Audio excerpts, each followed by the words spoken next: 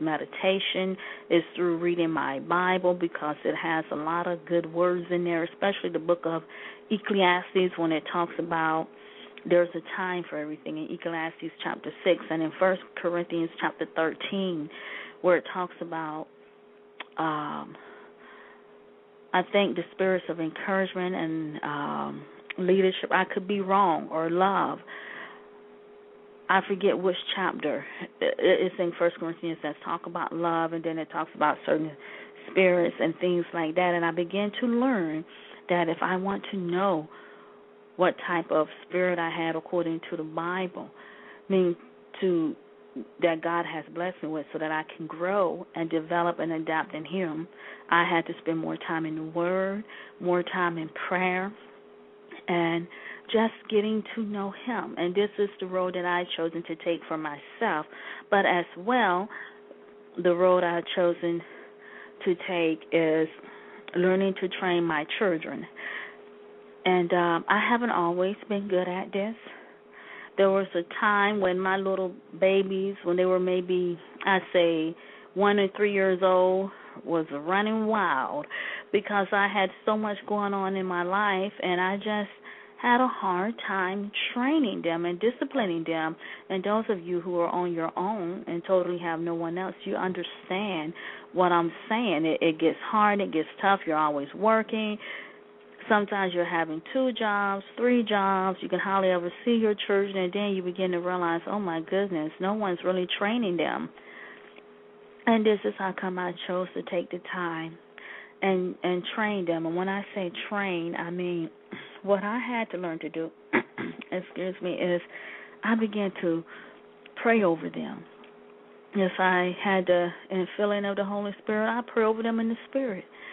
And sometimes I pray with them in the natural realm too, whether it was praying that they have a single mind and a sound mind and a submissive mind, because we don't know what's going to happen throughout life.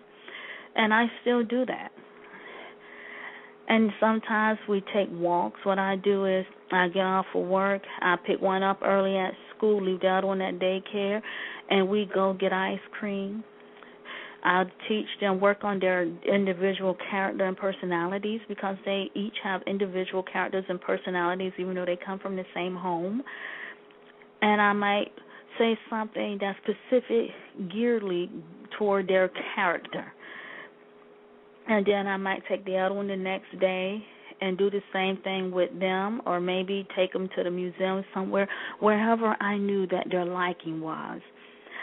And sometimes on the third day, I would take them and do something with them together, whether it be to the movies. Sometimes we had a lot of memberships to the historical museum and to the zoos. And if we didn't go within that city, we might go 30 to 40 minutes away. Sometimes we'll go somewhere that weekend if we did that. If it wasn't that on that third day I took them somewhere, we just go somewhere for the weekend, even if it was spend a night in a hotel for a day, just to enjoy each other as family, so that not only we can connect and bond, but just so that I can get to know them and they could get to know me, because I began to instill in them that family is important, and that was the beginning of training for me. Because if you spend time with your children, you're able, especially if you're a single mother and you're doing it on your own, to recognize and realize and understand that, especially if your children are boys, girls too, but especially if they're boys, if they're just left out there and they don't have no one to train them, it's really hard for them because they don't know which way to go or which direction to go in. And they're looking for, most boys tend to look for more of a sense of direction, whereas girls sometimes just follow along, but boys tend to look for a sense of direction, and sometimes they can be directed into gangs, into all kinds of things. As well, we did a lot of things as a family where we might have a vision statement up, and a vision statement was just simply where we put up what they want to do in life, or what they were prepared, what they were here on this earth to do as young men. For example, we would have a vision statement up together as a family, a mission statement as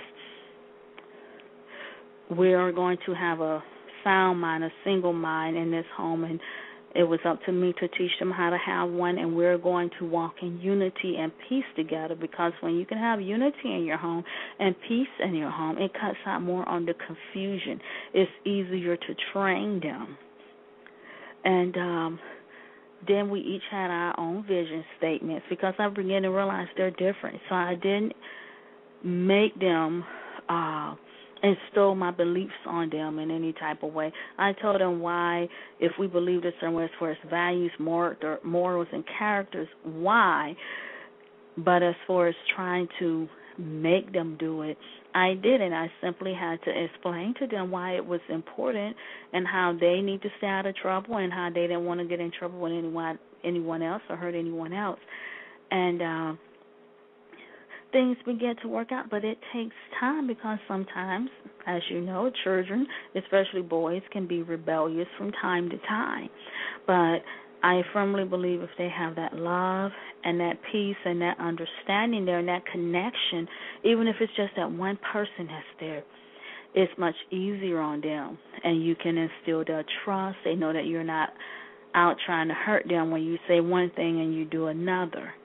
And sometimes, I find myself saying I'm going to do this or do that, in the home, and I might not always do it. It could be, I want to go to bed at a certain time. I have my son who likes to still have me hold him, and he'll get up upset and say, "You say you were going to bed at this time.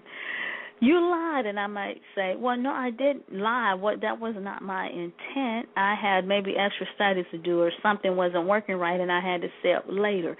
But for the most part, I've always tried to not just say I was going to do something and not do it unless I honestly had an explanation.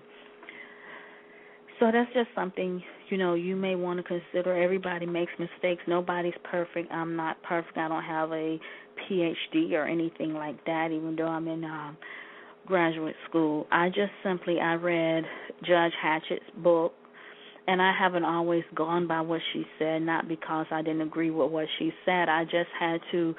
Everybody has instilled in them a gift of how to raise their children, and you have to tap into it. I don't know what you were sent here to do, how you are to raise your kids, but a lot of times we're instilled with how to raise our children because they're going to turn out or maybe sent here to do something in a certain way, and only that parent or whoever is raising them can help bring it out of that child. That's why I've never been one to say, well, look at how so-and-so is raising her child. I'm going to raise my child that way. I've always been one of those that have chosen to do things a little different. And sometimes I haven't gotten good vibes about it, but I am happy about it, and I haven't regretted it, because I understand that my children are different. Doesn't mean that they're different than anybody else's. But if we train everybody's kid every single way, everybody would probably be the same way, and it's okay to be different. And that's just what I emphasize for myself. You have to emphasize what you would like to do for yourself. Also, one of the books I began reading, I even read this with my children sometimes, is Emotional Healing. Because even, I begin to realize if you have a parent and they're deceased and the child doesn't get to know them, even though they're not here, they're hurt by it. And so we began to read books on emotional healing, emotional health. I began to teach them how to meditate. And I found that if I could just do it for 15 to 30 minutes out of a day for about 4 or 5 years straight, it really cut down on the stress in my life and in their lives. And I've been trying to teach them on their own. And sometimes they do it, sometimes they don't. They might not sit and meditate like I do. They might decide to lay down in the bed and watch TV and close their eyes while the TV is on, and they just decide to meditate. Everybody has a different. Anyway, I'm going to take a break. I'll be right back.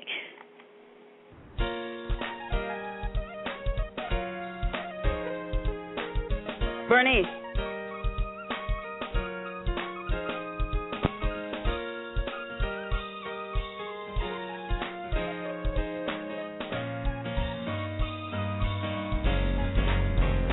Don't give up on yourself. Find your strength within, and know that you can make it through anything. Hold your head up high. Keep on walking tall. Find your strength and never give up on yourself. There's greatness within you. It's so deep within. Know that you'll make it through anything. Hold your head up high. Keep on walking tall. Find your strength and never give up on yourself. This life is such a journey. You will have hard times. Learn from your growing pains and you will come out fine. Sometimes you may fall, but get on up and give your all. You can climb your mountain step by step and never give up. Don't give up on yourself. Find your strength within and know that you can make it through anything. Hold your head up high. Keep on walking tall. Find your strength and never give up on yourself. Don't give up on yourself. Find your strength within and know that you can make it through anything. Hold your head up high. Keep on walking tall. Find your strength and never give up on yourself. I'm not gonna quit. I'm not gonna stop. I'm not gonna give up on myself.